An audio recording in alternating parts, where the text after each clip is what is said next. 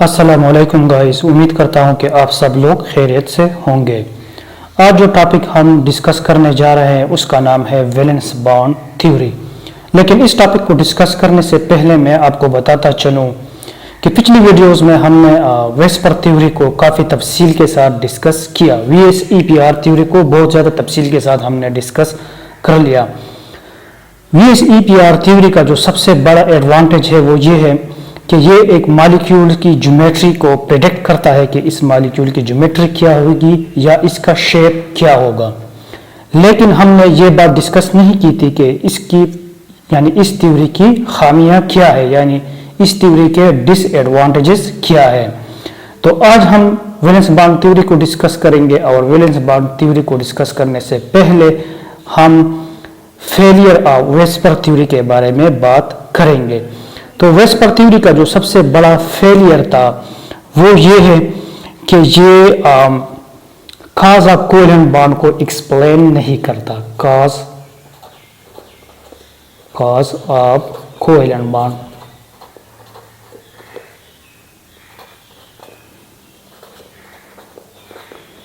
VSEPR theory cause of covalent bond को explain नहीं करता।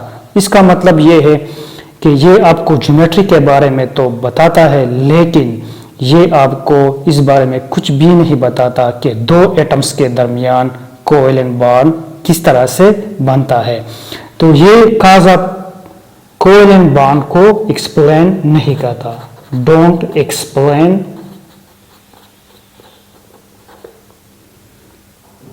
Cause of covalent bond. तो ये वेस्पर थ्योरी असल में कॉज ऑफ कोवेलेंट बॉन्ड को एक्सप्लेन नहीं करती कि दो एटम्स के दरमियान कोवेलेंट बॉन्ड किस तरह से बनता है।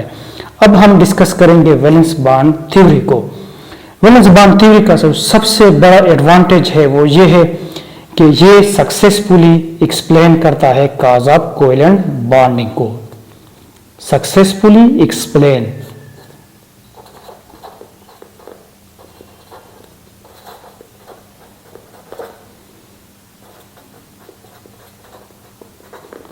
तो valence bond theory cause of covalent bond को सक्सेसफुली एक्सप्लेन करती है। ये आपको बताता है कि दो एटम्स के दरमियान कोवेलेंट बॉन्ड किस तरह से बनता है। ये आपको ये भी बताता है कि दो एटम्स के दरमियान जो कोवेलेंट बॉन्ड है वो असल में इलेक्ट्रॉन के शेयरिंग से बनता है। अब हम वैलेंस बॉन्ड थ्योरी के कुछ बेसिक एजम्पशंस या पोस्टुलेट्स को डिस्कस करेंगे और इंशाल्लाह इन पोस्टुलेट्स को पढ़ने के बाद वैलेंस बॉन्ड थ्योरी आपको पूरी की पूरी समझ में आ जाएगी। तो वैलेंस बॉन्ड थ्योरी का जो सबसे पहला पोस्टुलेट है वो ये है कि जो कोवेलेंट बॉन्ड है वो ऑर्बिटल्स के ओवरलैपिंग से बनता है। Covalent bond is form due to overlapping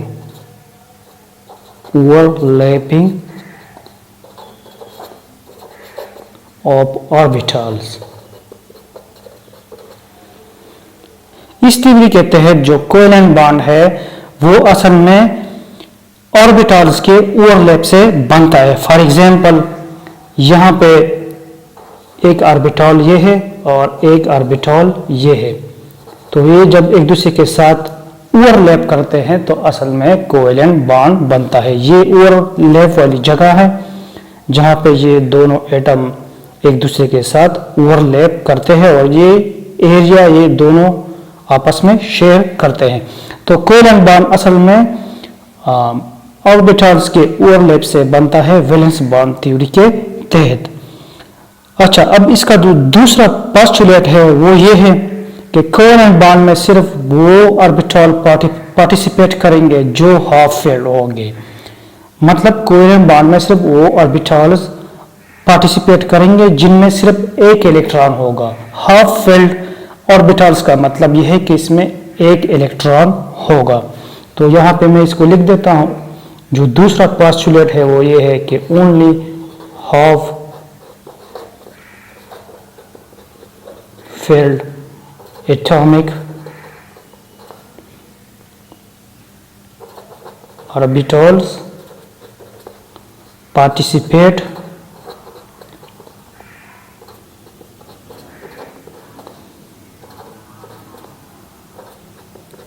in covalent bonding।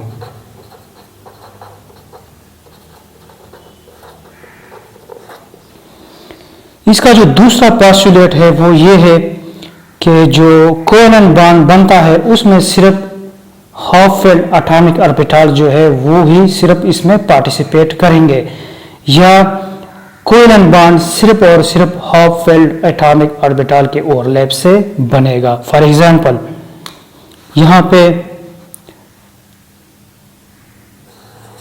ये s ऑर्बिटल है और ये s ऑर्बिटल है, हाइड्रोजन का s ऑर्बिटल है। ये हाइड्रोजन की इलेक्ट्रॉनिक कॉन्फ़िगरेशन 1s1 है, ये दूसरा हाइड्रोजन एटम है तो इसकी भी इलेक्ट्रॉनिक कॉन्फ़िगरेशन 1s1 है। तो जब H2 का मॉलिक्यूल बनता है तो इस H2 के मॉलिक्यूल के बनने में सिर्फ हाफ फेल्ड एटॉमिक ऑर्बिटल्स ही पार्टिसिपेट करेंगे, मतलब इस ऑर्बिटल में भी एक इलेक्ट्रॉन है और इस ऑर्बिटल में भी एक इलेक्ट्रॉन है। तो जब H2 का मॉलिक्यूल बनता है तो असल में हाफ फेल्ड एटॉमिक ऑर्बिटल्स एक दूसरे के साथ ओवरलैप करके H2 का मॉलिक्यूल बना देते हैं, और यही वैलेंस बॉन्ड थ्योरी का सेकंड असम्पशन है कि कोवेलेंट बॉन्ड फॉर्मेशन में सिर्फ half failed atomic orbital participate करेंगे। इसी तरह इसका जो तीसरा पोस्टुलेट है वैलेंस बॉन्ड थ्योरी का जो तीसरा पोस्टुलेट है वो ये है कि two electrons will have opposite spin in covalent bond. मतलब ये है कि एक कोवेलेंट बॉन्ड में जो दो इलेक्ट्रॉन्स दो एटम एक दूसरे के साथ शेयर करते हैं उसका जो स्पिन है वो अपोजिट होगा। मतलब अगर एक एटम का इलेक्ट्रॉन स्पिन अप है यानी क्लॉकवाइज डायरेक्शन में है तो दूसरे एटम का जो इलेक्ट्रॉन है वो स्पिन डाउन होगा यानी एंटी क्लॉकवाइज डायरेक्शन में होगा। अब मैं यहाँ पे आपको इसको एक्सप्लेन कर देता हूँ। टू इलेक्ट्रॉन्स, इसका जो तीसरा पोस्टुलेट है वो ये है कि two electrons will have opposite spin in covalent bond।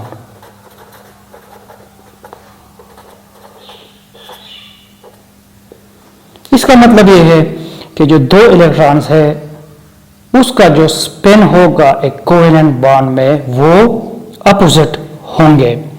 For example यहां पे ये p ऑर्बिटल है और ये भी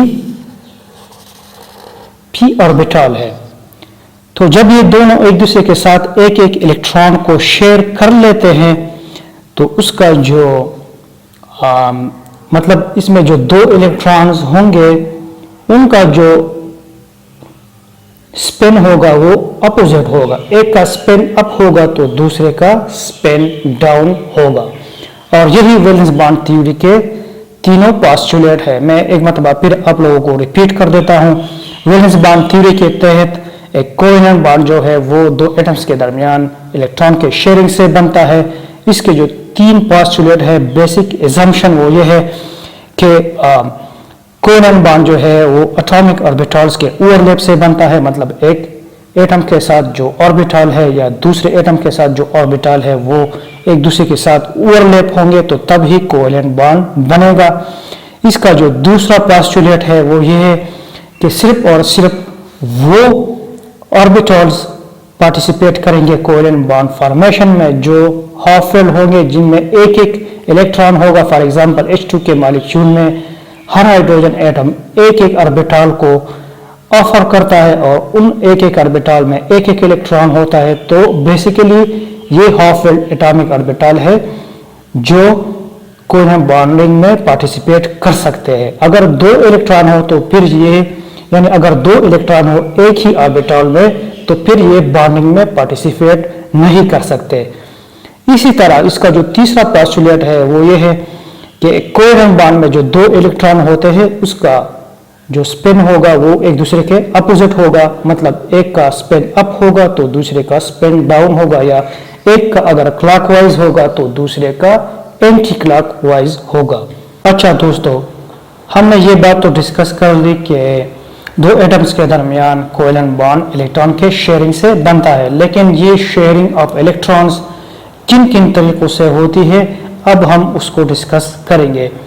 तो शेयरिंग ऑफ इलेक्ट्रॉन दो तरीकों से होती है, एक को हम लीनियर ओवरलैप कहते हैं और दूसरे को हम कहते हैं साइड वाइज ओवरलैपिंग।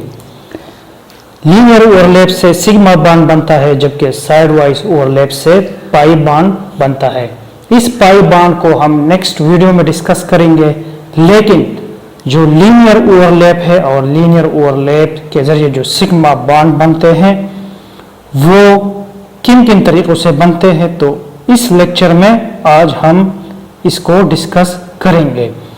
तो जो लीनियर ओवरलैप होता है वो अलोंग द बॉन्ड एक्सिस के होता है। For example, this overlap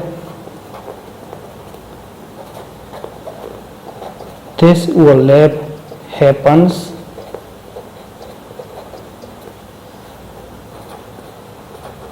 along the bond axis। ये बिल्कुल बॉन्ड एक्सिस के along ये ओवरलैप होता है और इसी को हम लीनियर ओवरलैप कहते हैं।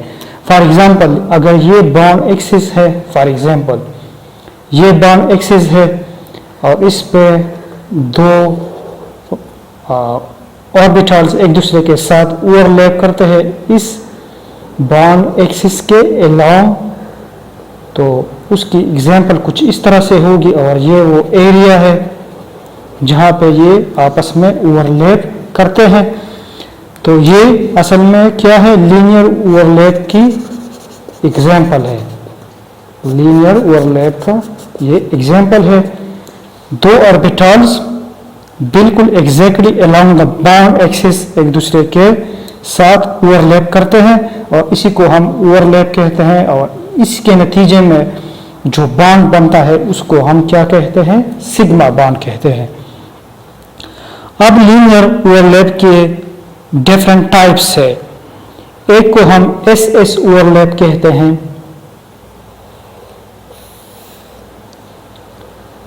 Types of linear overlap, types of linear overlap.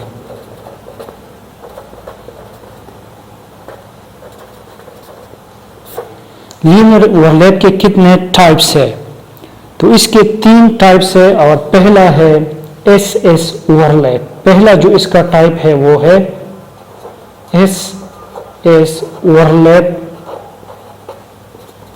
जो कि सबसे ज़्यादा सिंपल है और सबसे ज़्यादा आसान है समझने में। एस ओवरलैप यानी एस ऑर्बिटल के दरमियान जो ओवरलैप होता है और इसके नतीजे में जो सिग्मा बॉन्ड बनता है इसको हम एस ओवरलैप कहते हैं। फॉर एग्जाम्पल, H2 का मॉलिक्यूल है, इसको हम एज एग्जाम्पल के तौर पर लेते हैं। इसकी इलेक्ट्रॉनिक कन्फिगरेशन है 1s1। एक हाइड्रोजन की जो इलेक्ट्रॉनिक कन्फिगरेशन है वो 1s1 है और दूसरे की भी 1s1 है, यानी एक हाइड्रोजन के जो s ऑर्बिटल है उसमें भी एक इलेक्ट्रॉन है और दूसरे का जो s ऑर्बिटल है दूसरे हाइड्रोजन का उसमें भी एक इलेक्ट्रॉन है। तो ये along the bond axis, ये इसको मैं डॉटेड लाइन से रिप्रेजेंट कर रहा हूं। ये बॉन्ड एक्सिस है जो इन दोनों ऑर्बिटल के न्यूक्लियस से गुजरता है, इसको हम क्या कहते हैं, बॉन्ड एक्सिस। बॉन्ड एक्सिस, तो इसी बॉन्ड एक्सिस के अलोंग ये एक दूसरे के साथ ओवरलैप करते हैं।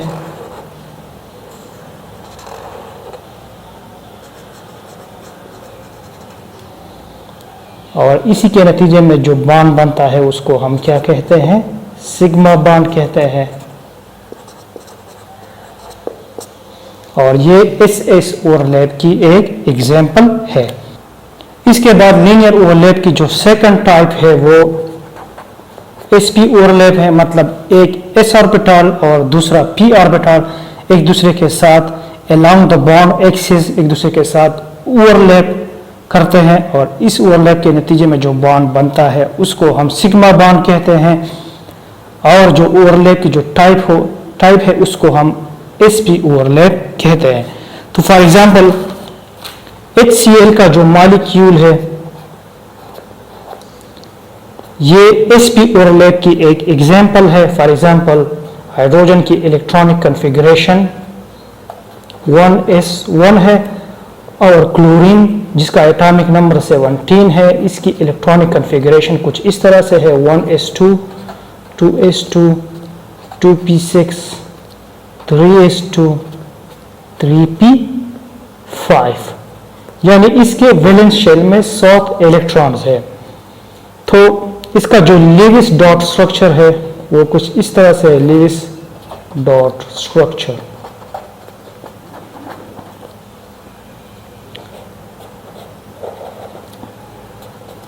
हाइड्रोजन के इलेक्ट्रॉन को मैंने डॉट से रिप्रेजेंट किया है, क्लोरीन के इलेक्ट्रॉन को मैं क्रॉस से रिप्रेजेंट करता हूं।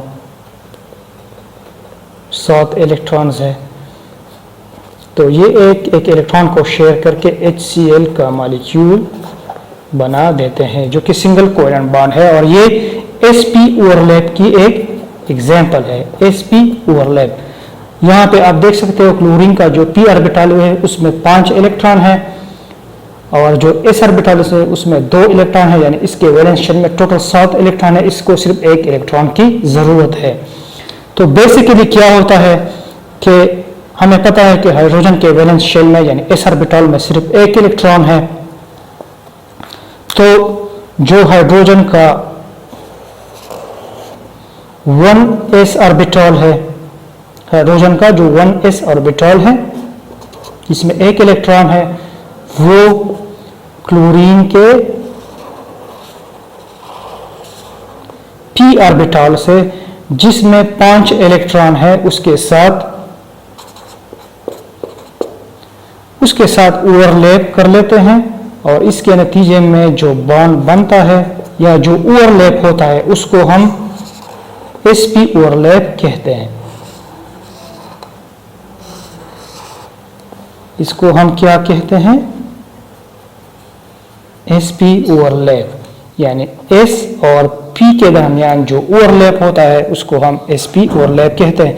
तो HCl के केस में हाइड्रोजन का s ऑर्बिटल जो कि ये है और क्लोरीन का p ऑर्बिटल एक दूसरे के साथ ओवरलैप कर लेते हैं, और ये आपको नजर आ रहा है s और p ऑर्बिटल के दरमियान जो ओवरलैप है, इसके दरमियान जो सिग्मा बॉन्ड बनता है वो sp ओवरलैप से बनता है।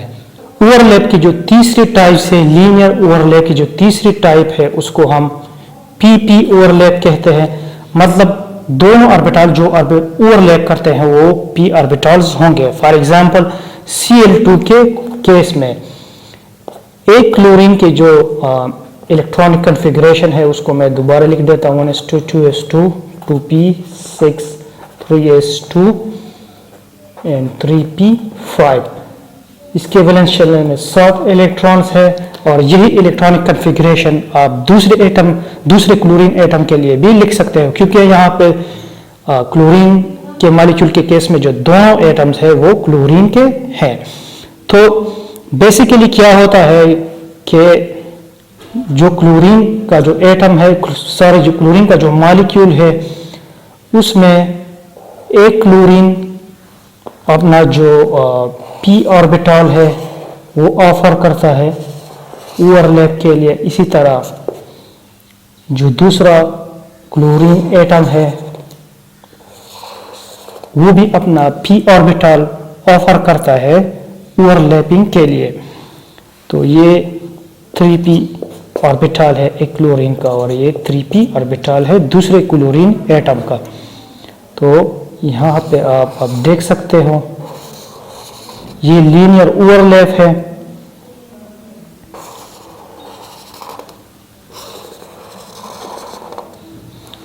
ये लीनियर ओवरलैप है, इसको हम पी ओवरलैप कहते हैं, क्योंकि जो दोनों ऑर्बिटल्स है वो पी ऑर्बिटल्स है, दोनों क्लोरीन एटम के हैं। एक पी ऑर्बिटल भी क्लोरीन का है और दूसरा पी ऑर्बिटल भी क्लोरीन का है। और ये जो